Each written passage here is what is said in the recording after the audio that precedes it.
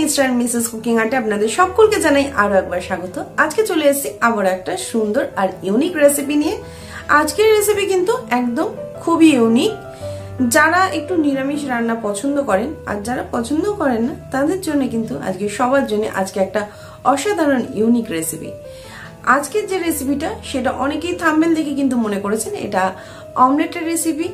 তো এটা একদমই না, একদম সম্পূর্ণ নিরামিষ একটা রেসিপি। আমরা অনেক সময় পাঁপড় দিয়ে আলু দিয়ে আমরা রেসিপি বানিয়ে খেয়েছি, কিন্তু এইরকম ভাবে কিন্তু একবার ট্রাই করে দেখতেই পারেন। আজকের রেসিপি কিন্তু স্টাফিং পাঁপড় কারি। তো চলুন দেখে নিই আজকের রেসিপি। যদি ভালো লেগে থাকে তাহলে অবশ্যই একটা লাইক করে দেবে, কমেন্টের মাধ্যমে জানাতে একদমই ভুলবে না যে কেমন লাগলো আজকের রেসিপিটা। আমাদের চ্যানেলটাকে সাবস্ক্রাইব করে দেবে, পাশে থাকা বেল বাটনটা ক্লিক করতে একদম ভুলো না। এরকম নতুন নতুন রেসিপি পেতে সাথে থাকো আমাদের। চলো দেখে নিই আজকের রেসিপি। রেসিপিটা বানানোর জন্য আমি এখানে 6টা পাঁপড় নিয়ে নিয়েছি, আর ফোড়নের জন্য নিয়েছি গোটা জিরে, আর নিয়েছি তেজপাতা, শুকনো লঙ্কা, আর লাগছে টক দই। আমি নিয়ে নিয়েছি এখানে টমেটো কেচাপ, সেদ্ধ করা আলু, একটা আলু নিয়েছি আমি ম্যাশ করে, আর একটা গোটা রেখে দিয়েছি। আর নিয়েছি মশলা, এখানে আমি একটা ভাজা মশলা তৈরি করে নিয়েছি, গোটা জিরে, গোটা ধনে, আর তার সাথে আমি এর মধ্যে দিয়ে দিয়েছি সামান্য পরিমাণে শুকনো লঙ্কা, আর দিয়েছি এর মধ্যে জায়ফল, জয়িত্রী আর গোলাপের পাপড়ি। তো আমরা সবগুলোকে নিয়ে এটাকে ভালোভাবে গুঁড়ো করে নিয়েছি। আর লাগছে গরম মশলার গুঁড়ো। চলো দেখে নিই রেসিপিটা আমরা কিভাবে বানাবো।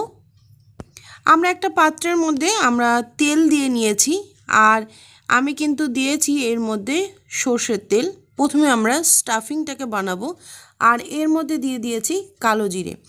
আপনারা সর্ষের তেলের বদলে কিন্তু এখানে ঘি দিয়েও কিন্তু স্টাফিংটা রেডি করতে পারেন। তো যেহেতু আমি এখন বাইরে প্রচণ্ড গরম, তাই আমি এটা সর্ষের তেল দিয়েই বানিয়েছি। আপনারা যদি ঘি খেতে পছন্দ করেন তাহলে কিন্তু এর মধ্যে ঘি দিয়ে রেসিপিটা অবশ্যই বানাতে পারেন।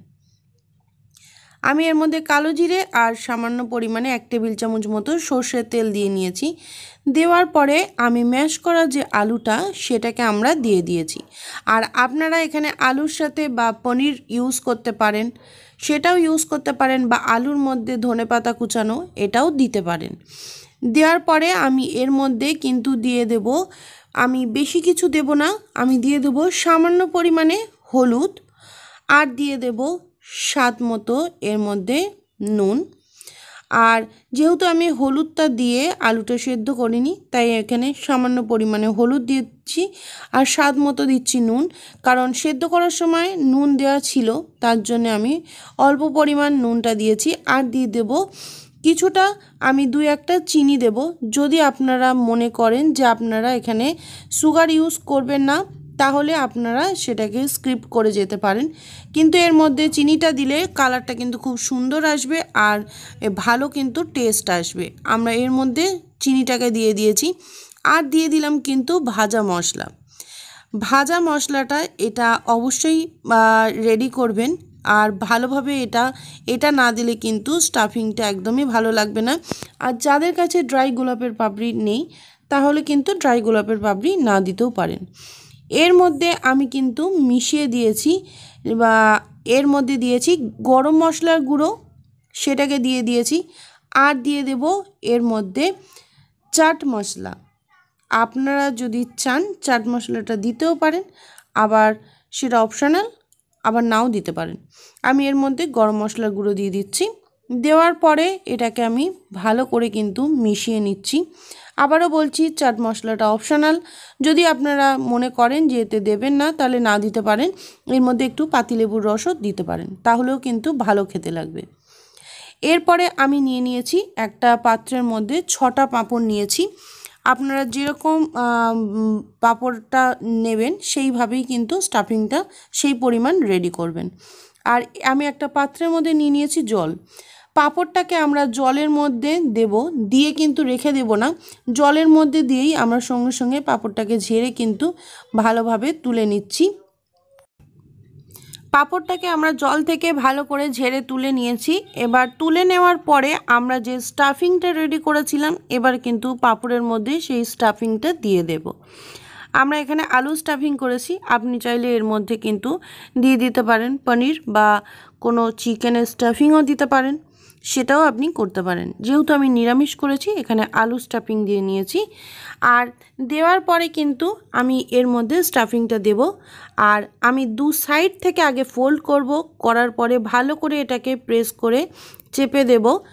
আর এটা কিন্তু একটু ভালোভাবে প্রেস করে দেবেন, না হলে কিন্তু খুলে যেতে পারে। আর দেখুন আমি এটা একদম টাইটভাবে ভালোভাবে কিন্তু এটাকে মুড়িয়ে দিচ্ছি। আর এইটা কিন্তু এইভাবে দু সাইড থেকে ফোল্ড করার পরে আমি ভালো করে মুড়িয়ে দিয়েছি। আর যে অংশটুকু এখানে খোলা রয়েছে সামান্য পরিমাণে একটু জল দিয়ে সেটাকে হাত দিয়ে প্রেস করে দেবেন, তাহলে কিন্তু আটকে যাবে। আর এর মধ্যে আমি দেখুন সামান্য পরিমাণে জল দিয়ে এটাকে রেখে দিয়েছি। আর কোনো দিক থেকেই কিন্তু স্টাফিংটা বেরোবে না, দেখতে কিন্তু খুব সুন্দর হয়েছে। এইভাবে প্রত্যেকটা রেডি করে নেব। দেখুন আমরা মাঝখান থেকে দিয়ে দিয়েছি একটা লবঙ্গ, তো এটা আপনারা দিতে পারেন। আর যদি মনে করেন এটা নাও দিতে পারেন, কিন্তু এটা খুলে যাবে না। লবঙ্গটা দিলে দেখতেও ভালো লাগছে, আর দেখতে কিন্তু পাটিসাপটা বা অমলেটের মতো কিন্তু লাগছে।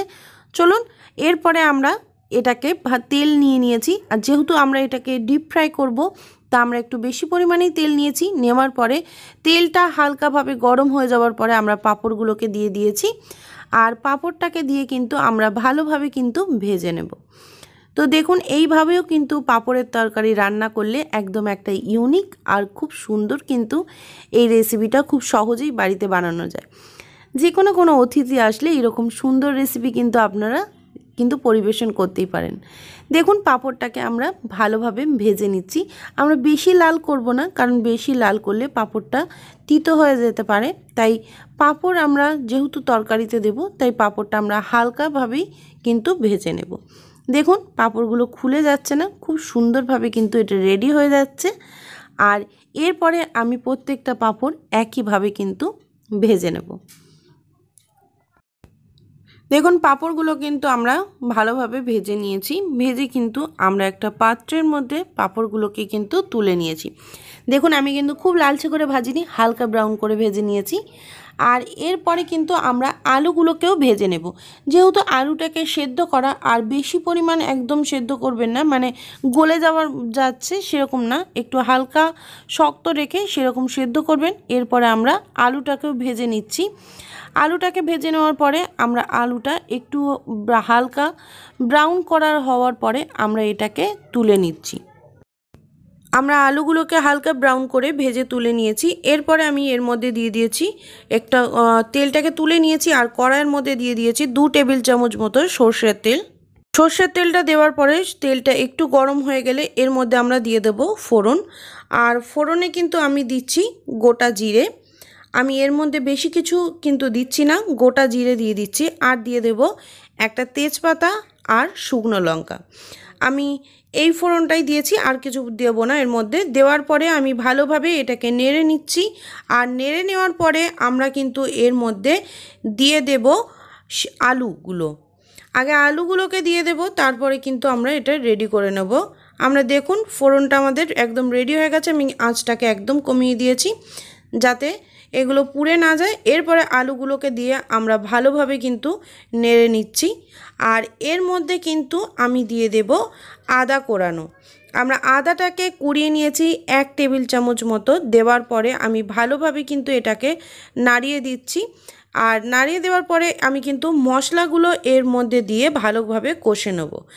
আর এর মধ্যে দেখুন আমি কিন্তু গ্যাসের ফ্লেমটাকে একদম লোতে রেখে দিয়েছি, যাতে এটা পুড়ে না যায় মশলাটা।